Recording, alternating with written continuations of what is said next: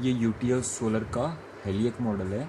मैं आपको इसके स्विचों का फंक्शन बताऊंगा कि इसके स्विचों का क्या फंक्शन है, कैसे वर्क करते हैं सारे के सारे। तो सबसे पहले यहाँ पे सिस्टम ऑन ऑफ का स्विच है, इसको वन टाइम प्रेस करने में सिस्टम ऑन हो जाएगा। ये सिस्टम ऑन हो जाता है और अब वन टाइम अगेन प्रेस करने में सिस्टम ऑफ हो जाएगा। ये सिस्टम ऑफ हो चुका है,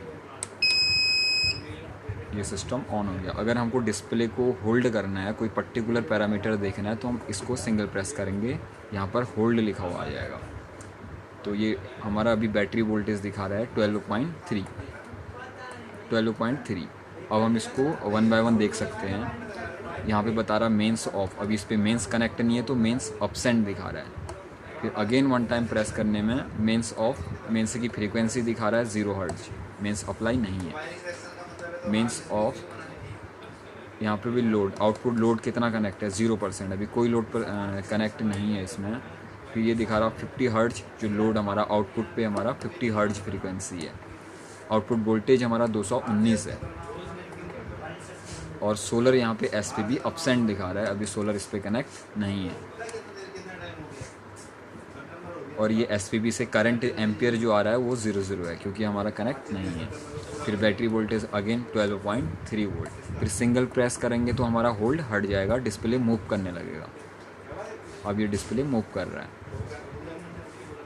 अब बात करते हैं सबसे पहले स्विच की। यहाँ पे आईटी मोड दिया हुआ है। आईटी मोड को एनेबल करने के लिए हम इसको, इस स्विच को 3 बार प्रेस करेंगे कंटिन्यू, तो ये आईटी मोड ऑन हो गया। इसमें आईटी मोड में हमारी मेंस की जो रेंज है वो 170 से लेके 270 के बीच में आ जाती है। अगर 170 से 220 के बीच में अगर हमारा मेंस आ रहा है तभी ये बाईपास करेगा। अगर इससे अप एंड डाउन होता है तो ये बाईपास नहीं करेगा, मेंस हाई और लो इंडिकेशन देगा।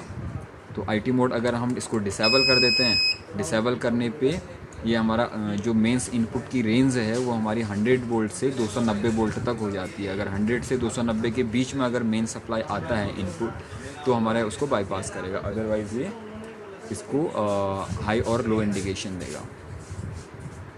तो इसको एनेबल करने के लिए इसको 3 टाइम कंटिन्यू प्रेस करना है और डिसेबल करने के लिए भी 3 टाइम कंटिन्यू प्रेस करना है। नेक्स्ट है हमारा एसएमएफ और ट्यूबलर। तो बैटरी हम जिस टाइप की यूज करेंगे वही चीज़ हम सेलेक्ट कर लेंगे। तो यहाँ पे एलईडी नहीं ग्लो कर रही है तो इसका मतलब ट्यूबलर सेलेक्ट है। ये बाय डिफ़ॉल्ट रहता है कि ट्यूबलर सेलेक्ट है। अगर हम एसएमएफ बैटरी यूज करें तो हम इसको 3 टाइम प्रेस करेंगे। तो 3 टाइम प्रेस करने से एसएमएफ बैटरी सेलेक्ट हो चुका है। फिर अगेन 3 टाइम प्रेस करने से ट्यूबलर सेलेक्ट हो चुका है। जब हम ट्यूबलर सेलेक्ट करते हैं तो बैटरी चार्जिंग लेवल चेंज हो जाता है हमारा। ट्यूबलर सेलेक्ट करने पे बैटरी की वोल्टेज को 15 वोल्ट तक लेके जाता है, और अगर एसएमएफ सेलेक्ट करते हैं तो 13.8 तक, 13.7, 13.8 तक लेके जाता है। तो अभी ये एलईडी ग्लो नहीं कर रहा है, इसका मतलब ट्यूबलर सेलेक्टेड है। नेक्स्ट है यहाँ पे बूस्ट चार्जिंग। तो हेलियक मॉडल की नॉर्मल चार्जिंग करंट 12 एम्पियर है, और अगर हम बूस्ट चार्जिंग को इनेबल करते हैं तो ये 3 एम्पियर ऐड हो जाता है। तो अगर चार्जिंग करंट 12 एम्पियर से हो रहा है तो ये 15 एम्पियर हो जाएगा। फिर डिसेबल करने के लिए अगेन 3 टाइम प्रेस करेंगे, और एनेबल करने के लिए 3 टाइम प्रेस, सेम।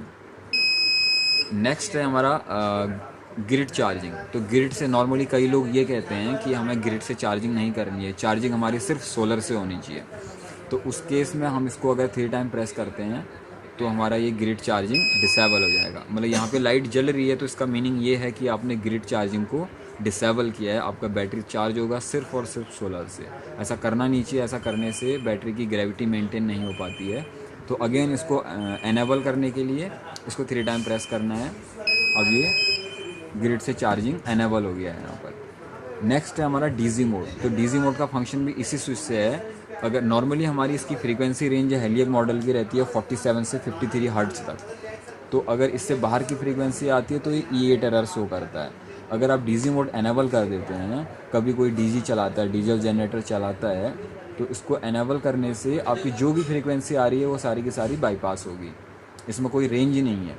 तो इसको एनेबल करने के लिए इस स्विच को 8 से 10 सेकंड तक प्रेस करके रखना है।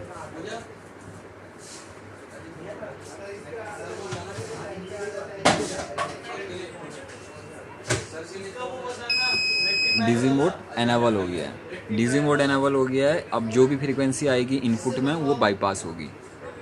तो एलईडी कंटिन्यू ब्लिंक कर रही है, इसका मतलब डीजी मोड एनेबल है। यहाँ पे दिखाया गया अगर डॉट डॉट ब्लिंक करती है तो इसका मतलब डीजी मोड एनेबल है। और अगर यहाँ पे ग्रिड चार्जिंग के लिए सॉलिड ग्लो करता है, मतलब एलईडी ब्लिंक नहीं करती, तो इसका मतलब हमने ग्रिड चार्जिंग को डिसेबल किया हुआ है। तो अगेन डीजी मोड को हटाने के लिए इसको 8 से 10 सेकंड तक प्रेस करना है।